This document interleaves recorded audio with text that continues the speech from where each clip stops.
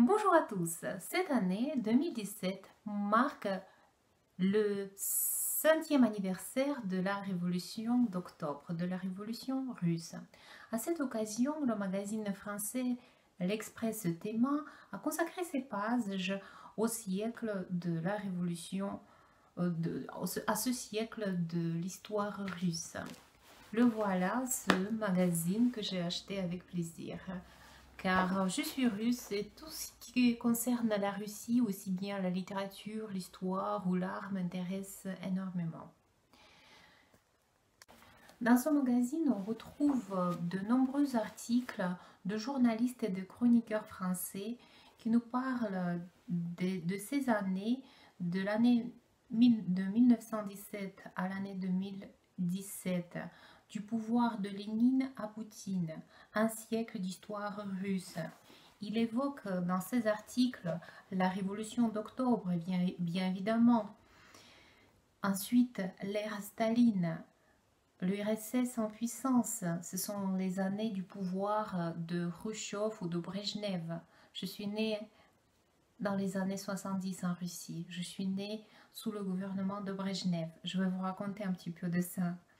Et les espoirs de la perestroïka. Je me souviens de la perestroïka. C'était les années du gouvernement de Mikhail Gorbatchev. Et on termine ce siècle d'histoire russe par la quête de grandeur de Vladimir Poutine. L'année 1917, c'est l'année cruciale dans l'histoire russe. C'était l'année qui a suivi l'assassinat en décembre 1916 d'un personnage mystérieux, Raspoutine. On dirait Raspoutine a jeté un mauvais sort à la Russie. Alors, on est en 1917. Cette année-là, il y a eu non seulement une, mais deux révolutions. Et on parle tout d'abord de la révolution, des manifestations des femmes qui sont descendues dans les rues de Petrograd pour manifester contre la faim et contre les conditions de vie misérables. Nicolas II appelle les dirigeants de l'armée pour résoudre ce problème. Mais les manifestants gagnent et Nicolas II doit abdiquer. Donc, le gouvernement provisoire est formé à cette époque-là. Cette époque-là, on peut dire, c'était le début de la démocratie, pourtant en URSS. En URSS, qu'est-ce que je dis? En Russie. En avril 1917, c'est Lénine qui arrive à Petrograd.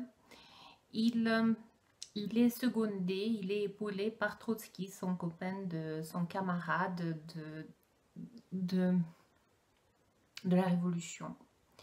Et la deuxième révolution qu'on connaît très bien a eu lieu en octobre 1917. Je ne vais pas vous raconter en détail la révolution ou les événements de la révolution 1917. Je ne suis pas une historienne. Pourquoi on accuse les événements de la révolution 1917? Bien évidemment par la mort, par l'assassinat de la famille royale, de la famille de Tsar Nicolas II et de sa femme et de ses enfants. Dans cet article, dans ce magazine, il y a un article consacré à la famille royale, au dernier jour de la famille royale. Regardez la photo. C'est la photo de la famille royale quelques jours avant l'assassinat. On les a fusillés en juillet 1918 à Yekaterinbourg dans la maison Ipatiev. Regardez une autre photo, je vais vous montrer une autre photo. C'est la photo, c'est une pièce dans la maison Ipatiev quelques heures après l'assassinat de la famille royale. En 1989, en France, on a célébré les 200 ans de la Révolution française et on parlait beaucoup de l'assassinat aussi de la famille royale de Louis XVI et de Marie-Antoinette. L'assassinat de la famille de tsar russe c'est comme un écho à la Révolution française. En octobre 1917, comme je vous ai déjà dit, les bolcheviks arrivent au pouvoir. Les bolcheviks, dirigés par Lénine et secondés par Trotsky, arrivent au pouvoir. Et Lénine, ce génie de la révolution, a une idée géniale d'inventer un nouveau pays. Il l'appelle l'URSS, l'Union de Républiques soviétiques socialistes. On dit souvent l'URSS, ce sont les Russes, mais on se trompe. Les Russes représentaient en URSS 50%. On parlait dans ce pays 50 langues. Et il faut dire que je suis née dans ce pays qui n'existe plus. Vous savez, il y a la publicité maintenant en France. Une petite fille demande à son papa où est ce pays. Et son papa il dit ce pays n'existe pas. Il n'existe pas, dit la petite fille. Eh bien oui, je suis née en URSS, le pays qui n'existe plus. Dommage. Je vous ai déjà dit, je suis née dans les années 70.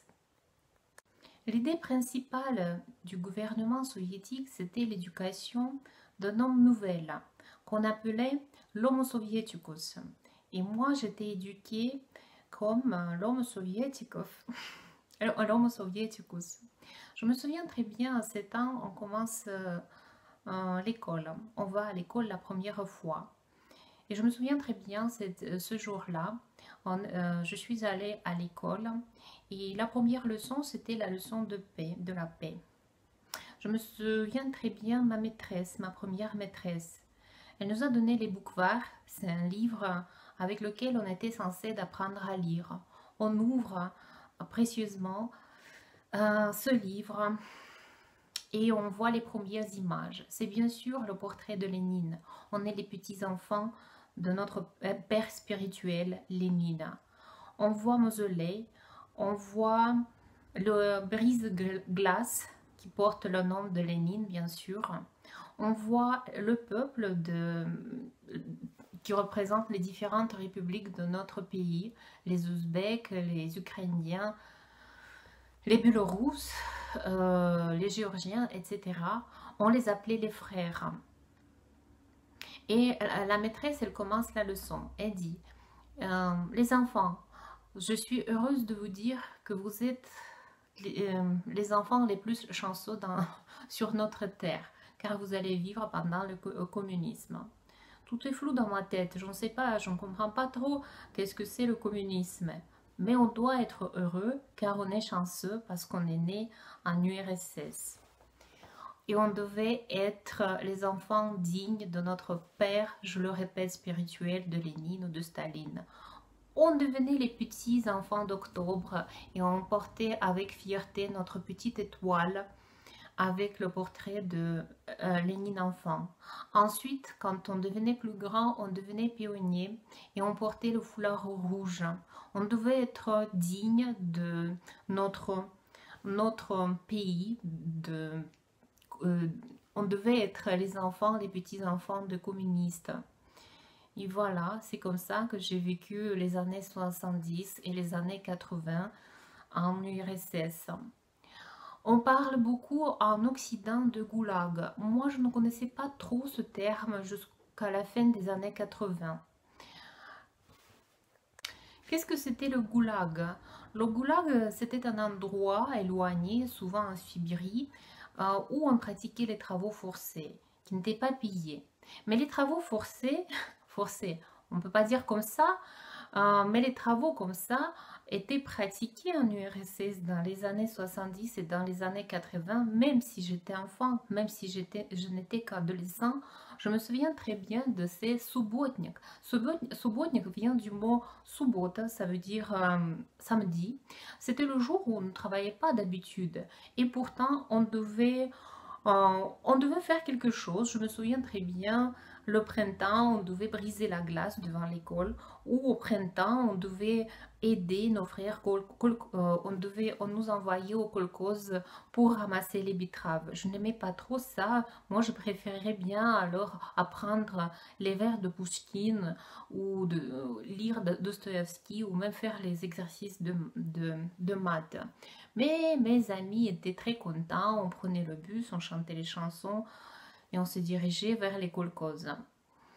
Je n'apprenais pas le marxisme et le communisme quand j'étais à l'université, car à l'université j'étais dans les années 90 et c'était la fin déjà de l'Union soviétique. Mais mes amis qui étaient plus âgés que moi, ils apprenaient, peu importe s'ils apprenaient la médecine, le droit, ou si c'était les étudiants de la faculté de lettres, tout le monde était obligé d'apprendre marxisme-léninisme à l'université. J'avais la chance de ne pas apprendre ces matières. Je me souviens aussi les années 80, c'était les années où j'étais encore à l'école. C'était les années de la pénurie alimentaire. Et non seulement, il n'y avait rien dans les magasins. Quand on venait au magasin, on ne voyait que les pyramides de boîtes d'algues. Il n'y avait rien. Pour acheter de la viande, du sucre, de l'huile, du beurre, on avait les rations alimentaires. Il fallait faire la queue. Ce n'était pas drôle. C'était l'époque où c'est Gorbatchev qui dirigeait le pays. Gorbatchev, il est très bien vu en Europe, mais je vous le répète, c'était les années très dures pour les soviétiques. Il y a beaucoup de Russes qui n'aiment pas Gorbatchev. Ils pensent que c'est lui qui a cassé l'URSS. Il y a beaucoup de gens qui sont nostalgiques de l'URSS, le pays où il n'y avait pas de chômage, par exemple, ou si on travaillait à l'usine, on pouvait obtenir un appartement. Et beaucoup d'autres choses. Les années 90, les années où Yeltsin arrive au pouvoir, c'était les années où j'étais à l'université et c'était les années quand j'ai commencé à travailler aussi. Quand j'étais à l'université, j'étais insouciante, j'étais aidée par mes parents et je ne comprenais pas trop qu'est-ce qui s'est passé dans le pays. Et dans le pays, c'était un chaos, c'était l'anarchie. Les gens travaillaient dans les usines pour rien, pour un merci. Des fois, souvent, les gens n'avaient pas de salaire vraiment en argent, ils n'avaient rien. On leur donnait un sac de farine ou de sucre comme au lieu d'avoir la fiche de paye avec de l'argent, ils obtenaient ces rations alimentaires, on va dire. C'était les années 90. Voilà, ensuite j'ai commencé à enseigner à l'université. Et là, une grande claque. En tant que professeur à l'université, je gagnais très peu ma vie. Par exemple, je me souviens, je gagnais 700 roubles et il fallait payer ma place dans le foyer 350 roubles, la moitié de mon salaire. Les chaussures valaient 2200 roubles, je me souviens. Comment je débrouillais à cette époque-là? Je ne sais pas, je donnais les cours particuliers, beaucoup. Donc c'était les années de grande débrouille. Beaucoup de gens n'ont pas